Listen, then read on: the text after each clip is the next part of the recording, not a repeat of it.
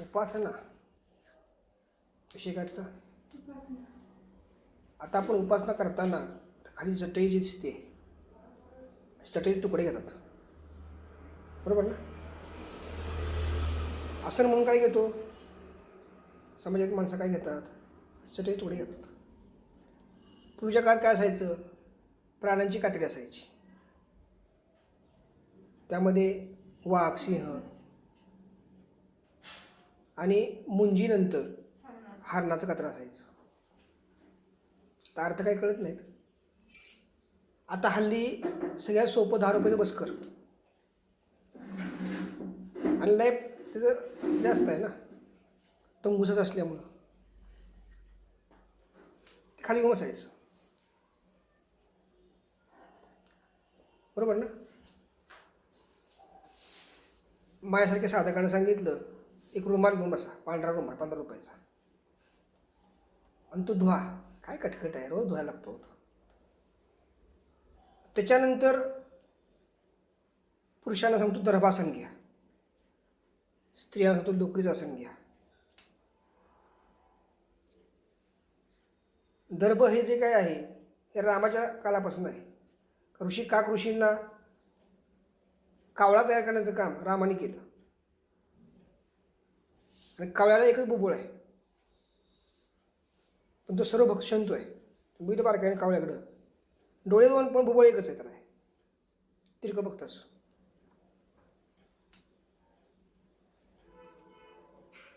सीतेकरता थोडंसं त्या काकऋषींच्या मनामध्ये भावना बदलल्यामुळं त्याच्या मागा लागले काकऋषी. दरबाजी काय टाकली रामाला, डोळा फोडून टाकला. काय फोडला? डोळा फोडून टाकला. त्याच्यानंतर वेगवेगळ्या ऋषींनी दर्भाचं महत्त्व समजून सांगितलं. कलियुगात प्राण्यांची हत्या करणं पाप आहे. प्राणी ज्या मनात आहे, माणसाचे रोज मनाची हत्या होतात. काय सांगतोय? रोज मन मरतंय माणसाचं, पण ते पाप नाही. प्राणी मारणं पाप आहे. तुम्ही जरा मांसाहार शुद्ध शब्द वापरता, तेही प्राणीच आहेत. ते मारून खाणं पाप नाही.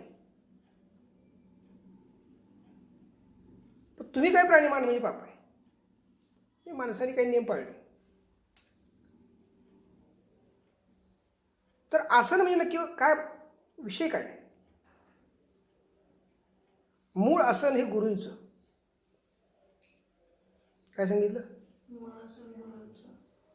त्रिगुणात्मक त्रयमूर्ती दत्त हा जाणा. आसनावर 3 गुण असतात. आसनावर कुठले गुण आहेत? रज, तम, सत्व.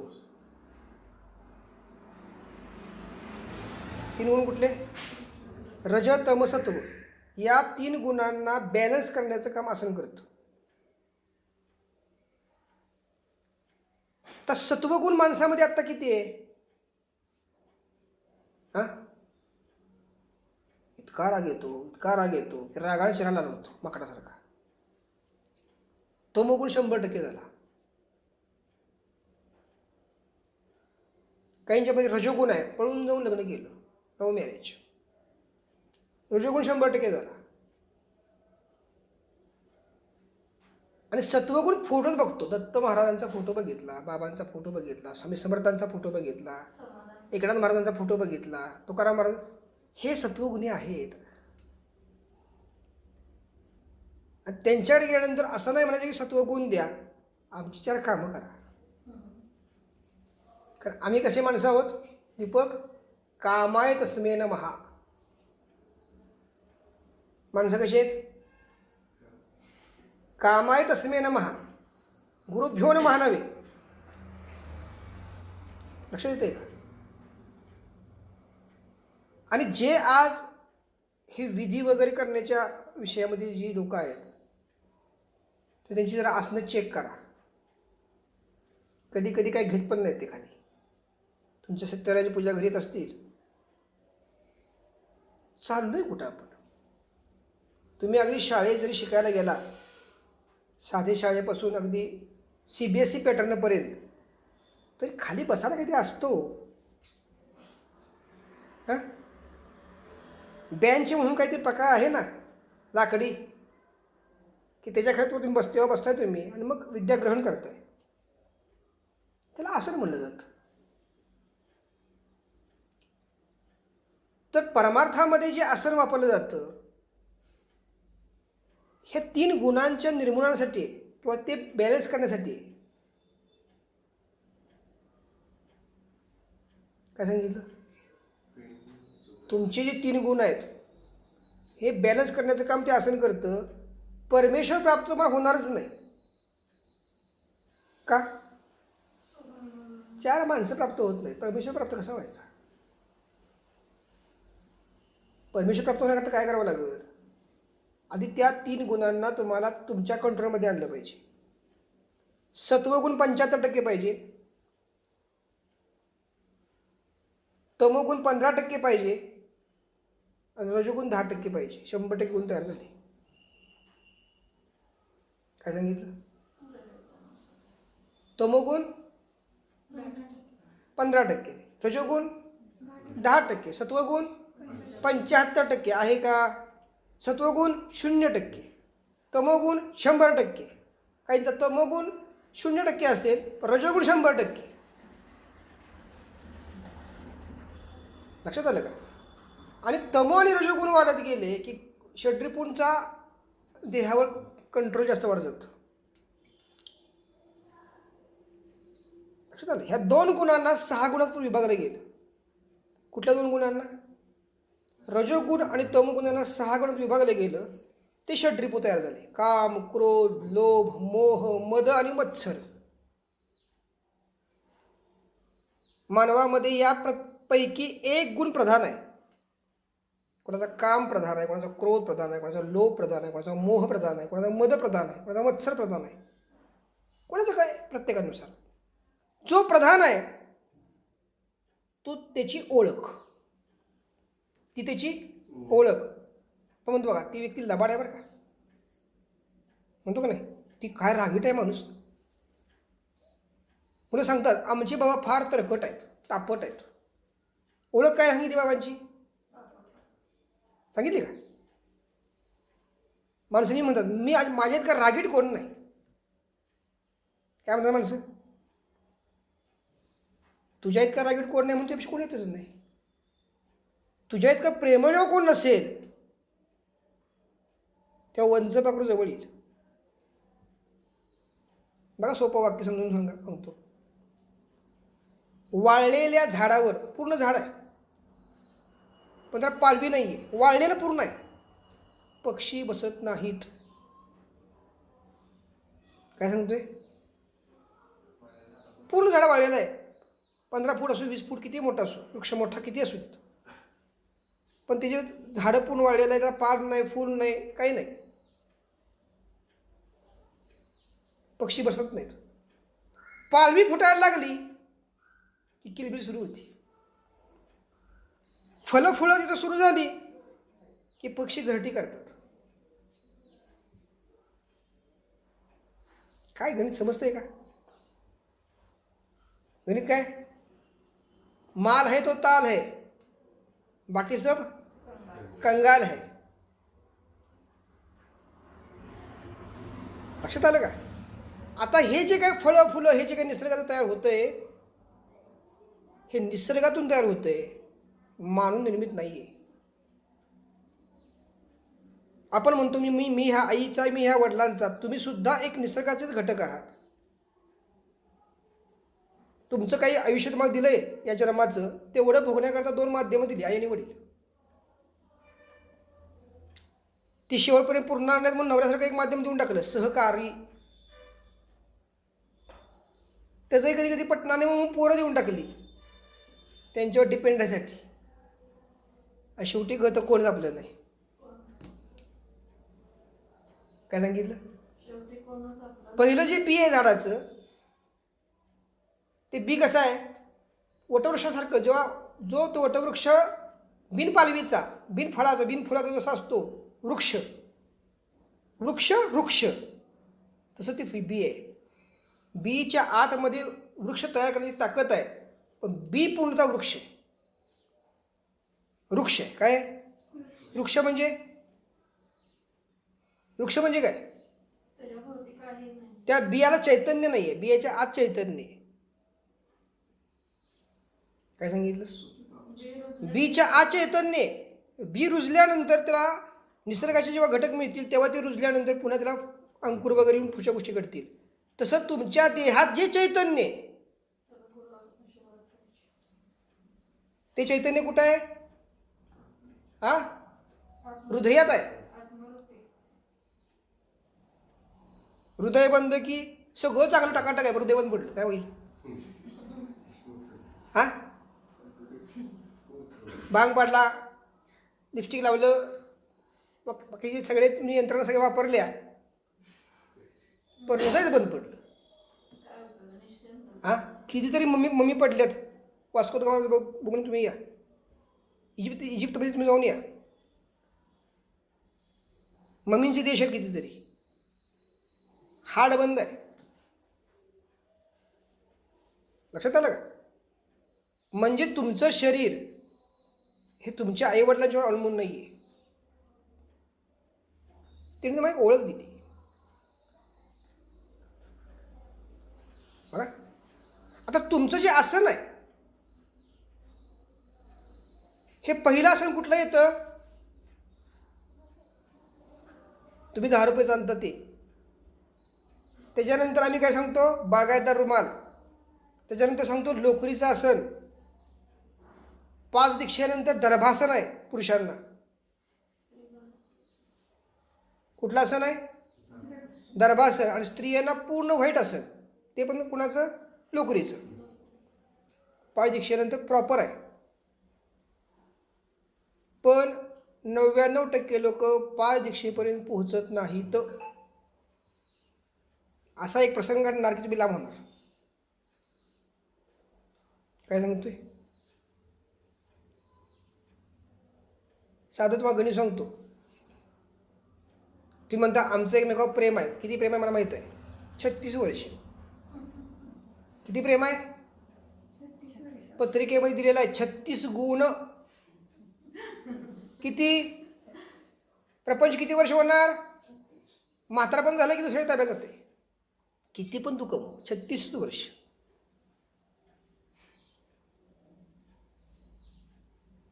म्हणून तर दुसरा शब्द वापरलाय 36 नखरेवाली. प्रत्येक वर्षात एक नखरा दाखवायचा, काही हरकत नाही. सगळे नखरे संपले, प्रेम वाटलं. जगातल्या कुठल्याही स्त्रीला विचारा, पुरुषाला अन्न जर करून घातलं नाही तर तो पुरुष तिला पत्नी म्हणून दर्जा देईल का? आणि आजचे जे प्रमाण वाढत आहेत घटस्फोटचे, त्याचं कारणच ते आहे. का? बायकोला स्वयंपाकाला वेळ नाही आणि नवऱ्याला कम्युनिकेशन करायला वेळ नाही. 36 नखरे 63 नखरे तयार होत आहेत. लक्षात मध्ये समजते गणित. हा आमचा अभ्यास आहे. यातून मग आम्ही काय करायचं? आमच्या सिद्धी, आमच्या उपासना, आमची तप, आमची जे काय असेल ते तुमच्या ह्या प्रापंचिक विषयाला वापरायचं. उद्देश काय? परमार्थाचा. पण वापरतोय कशासाठी? याला म्हणतात शक्तिपात. काय म्हणतात याला? आमच्या शक्तीचं काय करायचं? हरण करायचं आम्ही, ते तुमच्याकडे वापरून टाकायचं. का? दीपक मला पाहिजे ना, आता काय करायचं? उद्या म्हणा वडिलांचं ऑपरेशन आहे, आईचं ऑपरेशन आहे, काय सांगितलं तर ते शक्ती दिली पाहिजे. नाही दिली तर दीपक काय म्हणणार? काय दादा बदलले, लक्ष देत नाहीत. म्हणजे हल्लीच्या गुरूंचं प्रधान काम काय झालंय? भक्ताच्या कटकटी सोडवणे. दुःख निवारण म्हणत नाही मी, भक्ताला दुःख नाही, दुःख नाही. कारण दुःख एकच असतं आयुष्यामध्ये. तुमचे 50 प्रश्न आहेत, हा झाला तो, तो झाला तो, तो झाला तो, प्रश्न संपत नाहीत.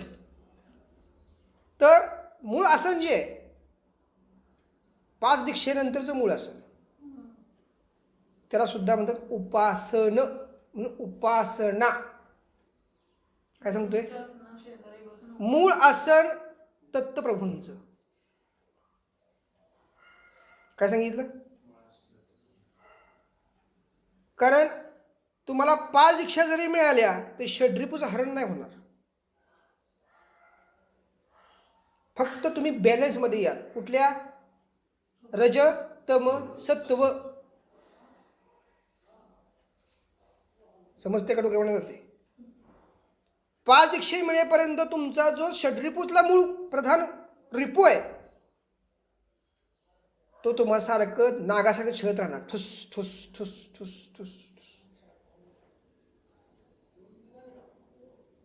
म्हणून एक सुंदर शब्द दिलाय, महापुरे झाडे जाती ते लवाळे वागती वाचती. लवाळा बनायचा. काय पाहिजे? लवाळा बनल्यानंतर काय होतं? लवाळ्याला मृत्यू आहे का? 7 कप्पे लवाळ्याचे आहेत. आत्ता कापूला तरी पुन्हा उगवणार, पुन्हा कापला पुन्हा उगवणार. 7 खाली कप्पे आहेत लवाळ्याला. अशी ती एकच वनस्पती आहे की त्याला 7 कप्पे आहेत. आहे का तुम्हाला माहीत? तुम्हाला किती कप्पे आहेत? एक पण कामाचा नाही. हां, नेहमी विचार करायचा की आपले कप्पे कोणाकोणासाठी आहेत. एक मामासाठी, एक आईवडिलासाठी, एक पोरासाठी, एक नवऱ्यासाठी. स्वतः करता काहीच नाही. मग भगवंत राहिला बाजूलाच.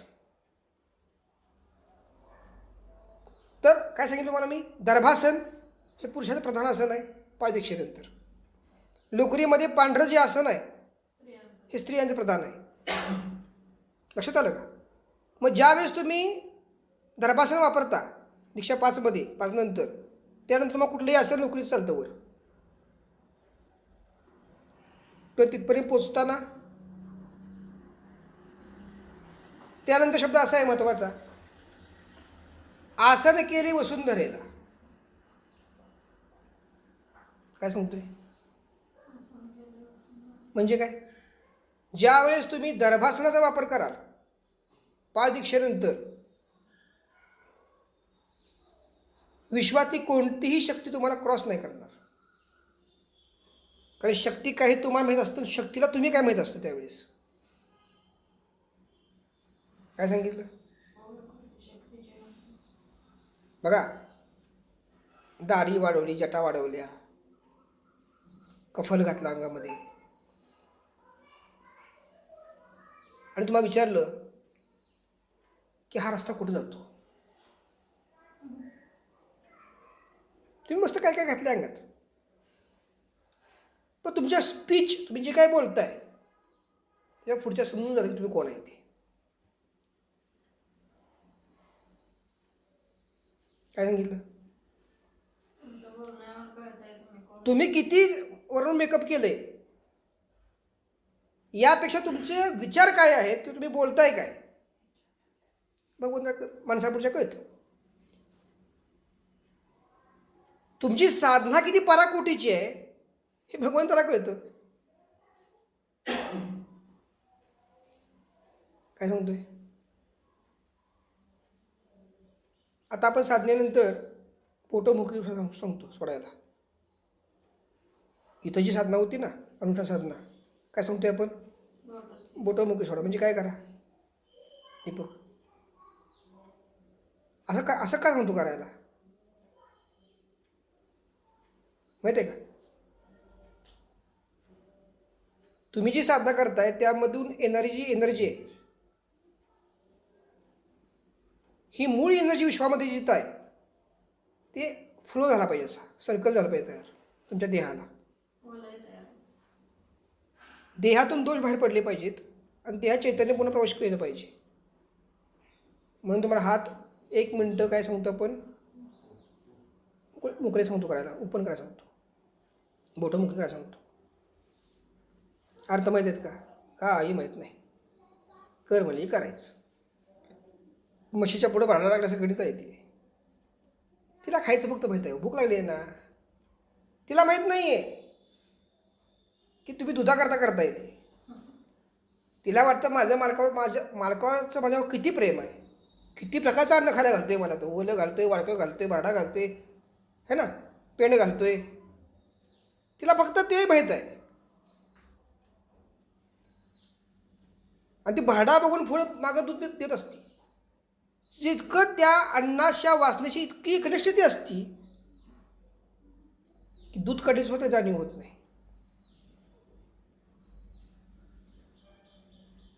विषय समजतोय का? तसं जोपर्यंत तुम्ही हे जाणीव करून घेत नाही, काय जाणीव करून घेत नाही,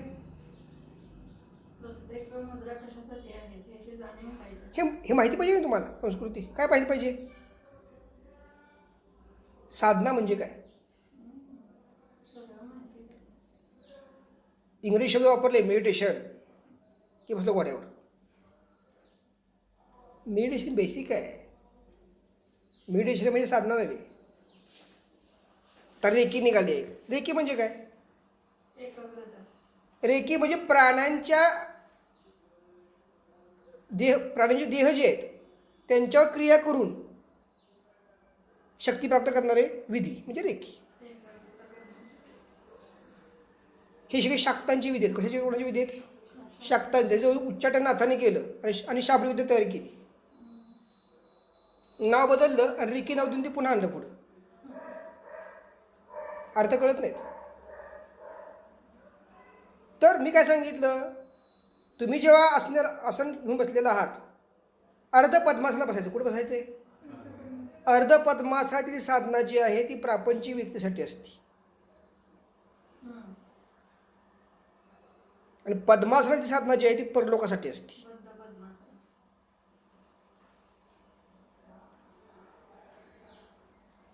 आणि पहिल्यांदा तुम्हाला काय करायचंय, देहाच्या खाली तुम्ही जेव्हा आसन घेता तेव्हा देह आसनाधिष्ठ करायचा. काय करायचा, देह आसनाधिष्ठ केला की आसन केले वसुंधरेला. पुन्हा तुम्हाला वसुंधरेला आसन तयार करायचं. वसुंधरेचं तुम्ही ज्या जमिनीवर बसलेला आहात ती पृथ्वी गोल आहे. पृथ्वीचं तुम्हाला आसन तयार करायचं आहे, म्हणजे दीक्षा नंबर 5.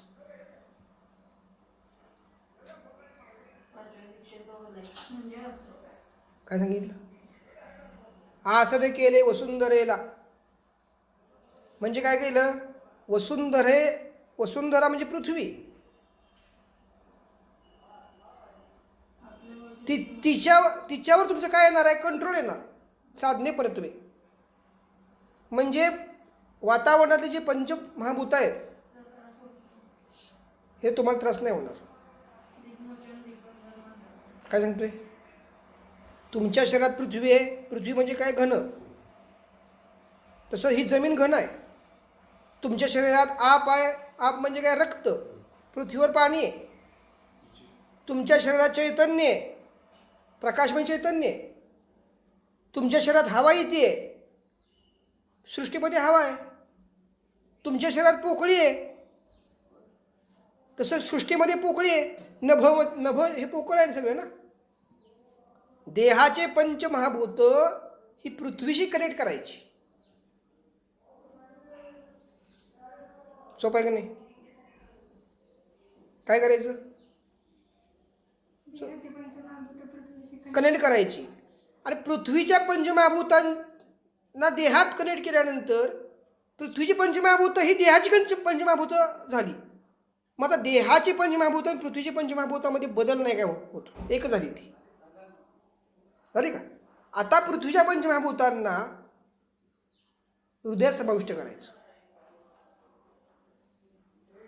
काय कळलं, पृथ्वीच्या पंचमहाभूतांना कुठे समाविष्ट करायचं, ऋतकमल कर्णिके माझी सद्गुरू बैसवीला. काय केलं, हृदयात कमळ तयार केलं. कमळचा अर्थ असा आहे की ते षड्रिपू येतं का आपण तिथं, त्या पाकळ्या आहेत ना कमळाच्या 5, हे 5 रिपूंना जाळून टाकलं आत. आपल्या देहात आपणच 5, बघा चुलीमध्ये लाकूड जळत, चुलीत लाकूड घातलं, लाकडाला माहिती की आपल्याला इथं राखच तयार व्हायचं आपली. तसं जे 5 रिपू आहेत त्यांचं प्रतीक म्हणजे कमळाच्या 5 पाकळ्या. काय कळलं, 5 पाकळ्या त्यांना देहातल्या हृदयस्थानामध्ये काय करायचं, समाविष्ट केलं आपण. आणि सद्गुरूंना अधिष्ठित तिथं करायचं. हृत कमल कर्णिके माझी सद्गुरू बैसवीला. समजतंय का? आणि त्याच्या बरोबर विरुद्ध दिशेला दुसरं अदृश्य हृदय आहे. कुठं? उजव्या बाजूला. आपण जेव्हा छाती चुकून सांगतो तेव्हा उजव्या ठिकाणी हात मारतो. आपलं काय बघा, डाव्या हात मारताय का? हात चूज आहे तुमचा. अदृश्य हृदय कुठं आहे? उजव्या बाजूला आहे. ते तुमच्या मनाचं आसन तयार करायचं आणि तिथं तुम्ही विराजमान व्हायचं. ही 6व्या दीक्षेची साधना. म्हणजे आपली ज्योत आहे, प्राणज्योत, आपण बघायची. ही दीक्षा कुठली आली? 6वी दीक्षा. लक्षात आलं का? आता काय होणार यामध्ये? तुमचं आसन कुठलं झालं? तुमचं वृक्षस्थळ तुमचं आसन झालं आणि हृदय हे गुरूंचं आसन झालं. हृत कमल करणे की माझी सद्गुरू बैसावी. याला शब्द वापरला गेला रिया आणि रश्मी. शब्द काय वापरला गेला? म्हणजे चंद्र आणि सूर्य. चंद्राचं प्रतीक उजव्या बाजूला, सूर्याचं प्रतीक डाव्या बाजूला. लक्षात आलं का? आता तिथं तुम्ही बसल्यानंतर तिथं बसला, आता तुमचं काम काय आहे? तर पृथ्वीची कक्षा जी आहे ऑर्बिट,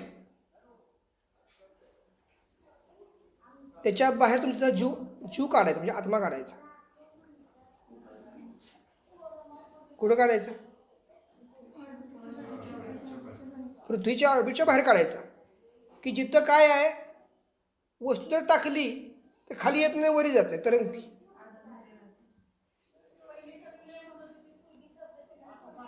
लक्षात आलं का? तिथं तुमचा जीव आहे, तुम्ही जीव किंवा आत्मा काढून न्याल, त्यावेळेस तुमची भेट प्रत्येक दत्तगुरूशी इथं होणार. तुमच्या हंतरुणात दत्तगुरू येणार नाही दर्शनाला द्यायला. काय दीपक? हंतरुणात फार कोण येतील? तांबडे पिवळे काळे साप येतील. कोण? पित्र. उशाखाली बसतील, खालनं येतील, वरनं जातील, पित्र सगळी येतील. अंतिम साधना काय आहे? शून्य अवस्था. त्याचं माध्यम परकाय प्रवेश. काय सांगतोय? अंतिम साधना. तेव्हा काय करायचंय? तुमचा जीव किंवा तुमचा आत्मा कुठं टाकायचा? ऑर्बिटच्या बाहेर. इथरलमध्ये टाकायचं. इथरलमध्ये, कॉस्मिकच्या वर जायचं, इथरलमध्ये जायचं आणि इथरलमध्ये जाऊन तिथून, सॉरी कॉस्मिकच्या नाही, ग्रॅव्हिटीच्या वर जायचं. खाली ग्रॅव्हिटी, ग्रॅव्हिटीच्या वर जाऊन इथरलमध्ये जाऊन कॉस्मिकशी कनेक्ट करायचं बॉडी तुमची. तिथं देह स्थूल जाऊ शकत नाही, सूक्ष्म देह तिथं कनेक्ट केलं जातं. हे शेवटचं आसन. याला शब्द वापरला जातो चिदानंद, ब्रह्मानंद, परमानंद, नित्यानंद, सच्चिदानंद, काय असेल ते. ती ज्या वेळेस व्यक्ती नराचा शक्ती म्हणून कार्य करते. काय सांगितलं? आता साईनाथ महाराज ही व्यक्ती 60 वर्ष आयुष्य तरी शिर्डीमध्ये काढलं, पण आज ती व्यक्ती नराचा शक्ती म्हणून कार्य करते का नाही? ती व्यक्ती नराचा शक्ती म्हणून कधी राहू शकते? ज्या वेळेस सूक्ष्म देह तुम्ही इथरलमध्ये टाकाल तेव्हाच. साधं डोक्यात गणित घ्यायचं. आपल्या वाडवडिलांनी पुष्कर राज्य केलं पृथ्वीवर. आत्ता आहेत कुठं? प्रत्येकाला एखाद्याचे वडील प्रिय असतील, आजोबा प्रिय असतील, पंजोबा प्रिय असतील, कोणतरी प्रिय असेल, आत्ता आहेत कुठं? किंवा काही काळाने ते असणार आहेत कुठं? कॉस्मिक, सॉरी ग्रॅव्हिटी, ते इतरल, याच्यामध्ये ते आहेत 75,000 फुटावर. म्हणून त्यांना काय नाही आहे? ती पिशाची योनी आहे. पुनरपि जननम पुनरपि मरणम. जरा गहन विषय आहे ना, थोडासा वर जातोय का. आता सगळं हे करत असताना मानवाचं नाभिस्थान जे आहे ही ग्रॅव्हिटी आहे. काय कंठस्थान इथरल आहे आणि ब्रह्मस्थान कॉस्मिक आहे. दीपक, तुम्ही साधना कुठनं करताय आता? बिमी जेटापासून करताय की नाही ओढून? ओम श्री साईनाथ आहे ना, कुठनं ओढताय? जोपर्यंत तुम्ही तोंडानं मुखानं उच्चार करताय ग्रॅव्हिटी तुम्ही मोडणार. काय सांगतोय? कुठून उच्चार करताय तुम्ही? मुखातून करताय ना. मुखे नारायण उच्चार दत्तात्रय माझा. मुखातून तुम्ही जोपर्यंत उच्चार करताय तोपर्यंत तुम्ही कुठनं काम करताय? ग्रॅव्हिटीतनं काम करताय. आता त्याच मुखातून तुम्हाला काम काय करायचंय? ग्रॅव्हिटी बंद करायची. इथरलमध्ये जाऊन कॉस्मिकमध्ये घुसायचे.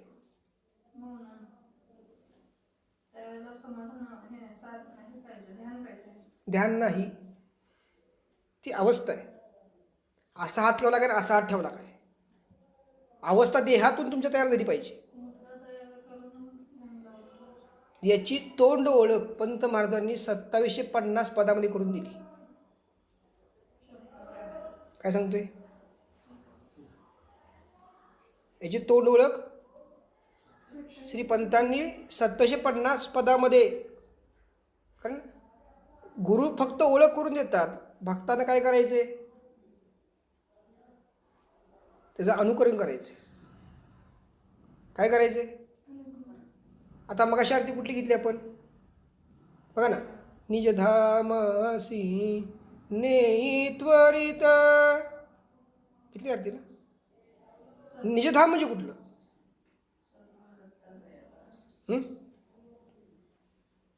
वाक्य काय होतं त्यामध्ये? ध्रुपद काय?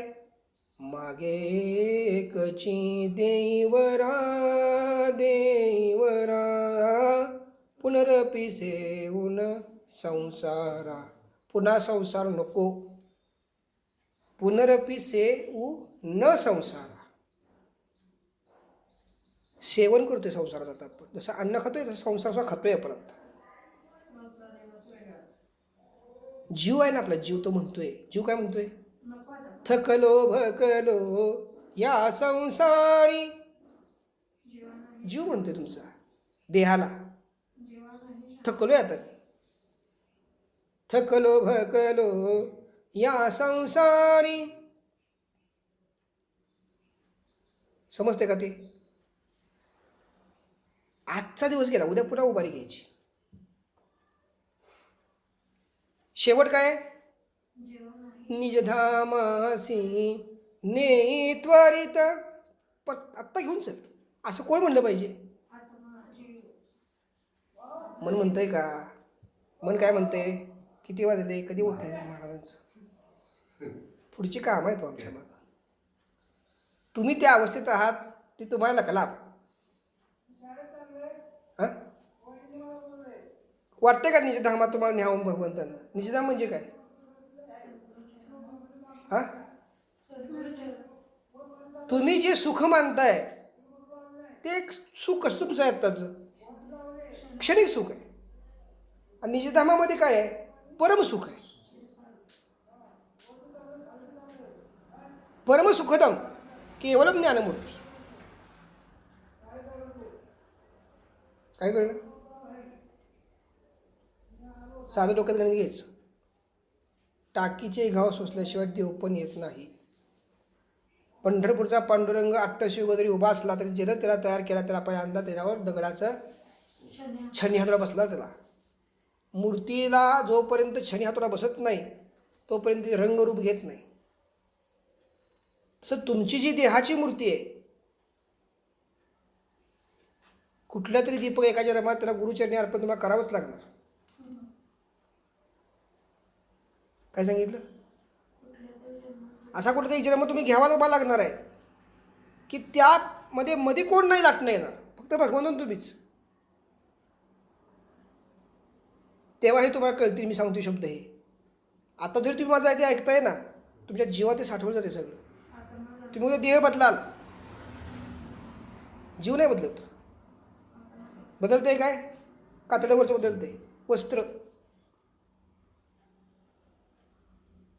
बघा ना, वस्त्र जुने नवे अंगावरी, वस्ती घरी नाही वस्ती धरी विवरी. विवर म्हणजे गुहा. विवर म्हणजे काय? ती गुहा कुठं आहे? हृदयात आहे तुमच्या. काही वर्ष जगण्याकरता हा देह दिला, पण हृदयामध्ये जो आत्मा आहे तो ज्या गुहेत आहे ती तुम्हाला शोधता आली पाहिजे. म्हणून परमार्थ फार सोपा नाही आहे, फार अवघडी नाही. आणि प्रपंच करावा नेटका, मग परमार्थ साधेल फुका. फुका म्हणजे फुकट.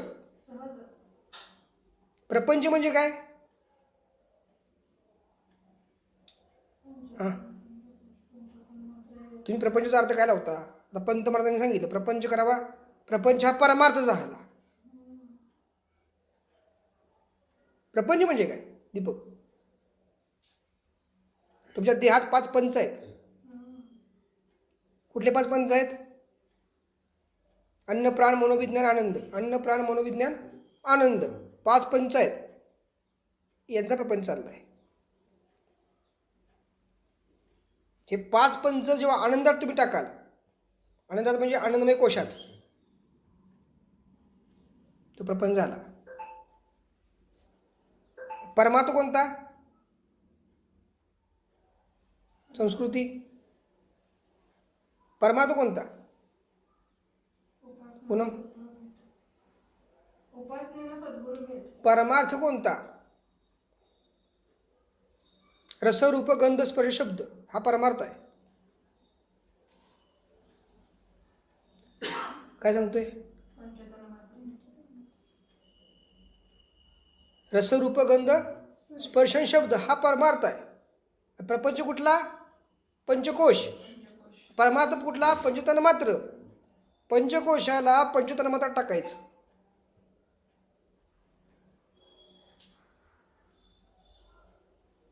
काय करायचं? टाकायचं. आता कोशातला प्रधान कोश कुठला? आनंदमय. आणि पंचतन्मात्राचा प्रधान तन्मात्र कुठलं?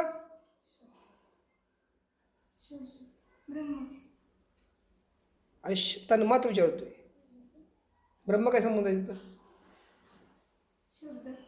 शब्द स्पर्श रस रूप आणि गंध. आता इथं उलटं गणित आहे. गणित कसं आहे? उलटं गणित आहे. तुम्ही तोंडाला काय बोलताय? शब्द.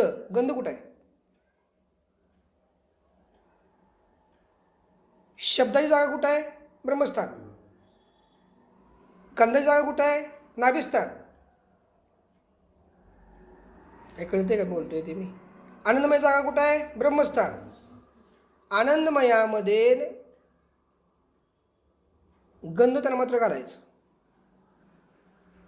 तिथे शब्द ऑलरेडी आहेच की. कुठलं घालायचं? गंध. म्हणजे काय होणार? लागणार तुम्हाला छंद. कुणाचा? भगवंताचा. आता तुम्हाला गंध कुणाचा आहे? वासनांचा. छंद कुणाचा आहे? कर्माचा. गंध कुणाचा आहे? वासनांचा. आणि छंद कुणाचा आहे? कर्मांचा. गंध कोणाचा लागला पाहिजे? आधी कोहम नंतर सोहम. तुमचा जीव आत्ता काय म्हणतोय? मी कोण आहे? कोण आहे मी? असं जीव म्हणतोय तुम्हाला पहिल्यांदा. नंतर काय म्हणणार? सोहम. मला माहिती आहे मी स्वतः कोण आहे ते.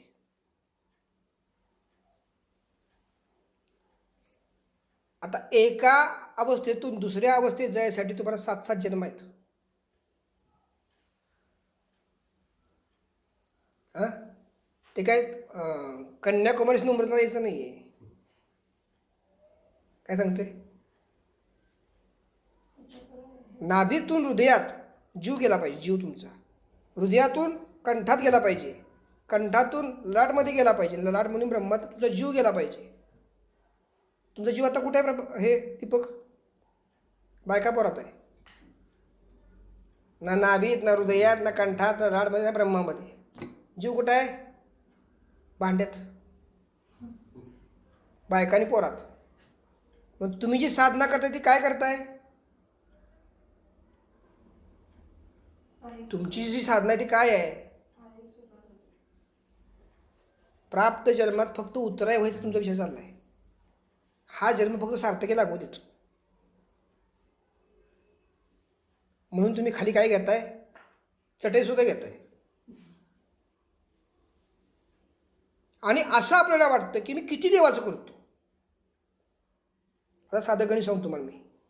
गुरुचरित्र वाचतात, त्याच्यानंतर कुठलं अमृत वाचतात, त्याच्यानंतर कुठलं गजानन महात्म्य वाचतात, त्यानंतर कुठलं सगळ्या पोथ्या वाचून काढायच्या. नंतर 40 घालायची.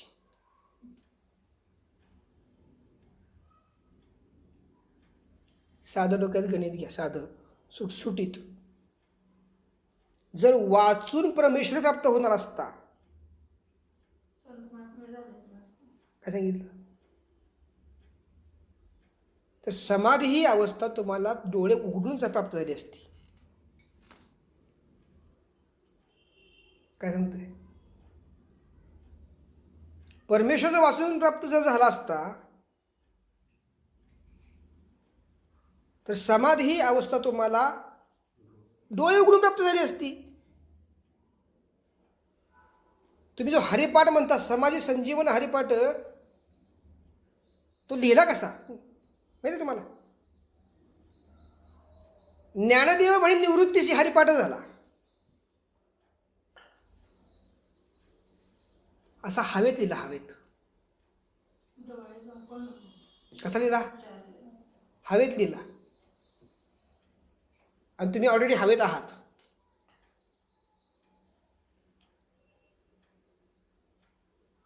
काय कळलं? मला कोणावर टीका टिप्पणी नाही करायची, मला सांगायचं आहे काय. तुम्ही ग्रंथ वाचून प्राप्त काय कराल? ज्ञान प्राप्त करा. पण तुम्हाला परमेश्वराचं जर काही प्राप्त करायचं असेल, परमेश्वर तुम्हाला प्राप्त करायचं, काय करावं लागेल? सांगितलं ना समर्थांनी, उपासनेला दृढ चालवावे. हे सगळे भूदेव संत आहेत. आपण एक संत घेऊन बसतोय, ते काय म्हणतात? भूदेव संतांशी सदा नमावे. कुठले संत असू देत, सदा नमावे. सत्कर्मयोगे वय घालवावे आणि सर्वामुखी मंगल बोल. सर्वमुखी म्हणजे 19 मुख आहेत. तुम्ही आता कशा आहात दीपक? मुके. आता कसे आहात? मुका आहात तुम्ही आता. का तर तुम्हाला मुख कळत नाहीत. शब्द आहे मुखे नारायण उच्चार. मुखे नारायण म्हणजे 19 मुखांनी तू उच्चार करायचा. तुम्ही नाही, तुमच्या तोंडाने मग उच्चार नाही करायचा. मुखे 19.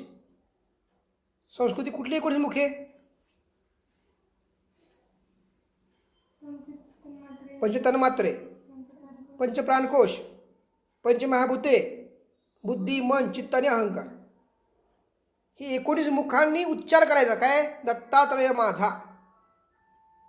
तेव्हा ती आरती पूर्ण होणार. समजलं? साईनाथ महाराज की जय. श्री गुरुदेव दत्त.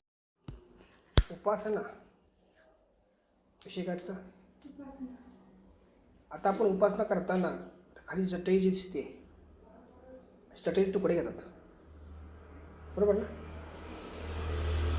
आसन म्हणून काय घेतो? समाजात माणसं काय घेतात? चटई तुकडे घेतात. पूर्वीच्या काळात काय असायचं? प्राण्यांची कातडी असायची. त्यामध्ये वाघ, सिंह आणि मुंजीनंतर हरणाचं कातडं असायचं. तर अर्थ काही कळत नाहीत. आता हल्ली सगळ्यात सोपं 10 रुपयाचं बसकर आणि लाईफ त्याचं जास्त आहे ना.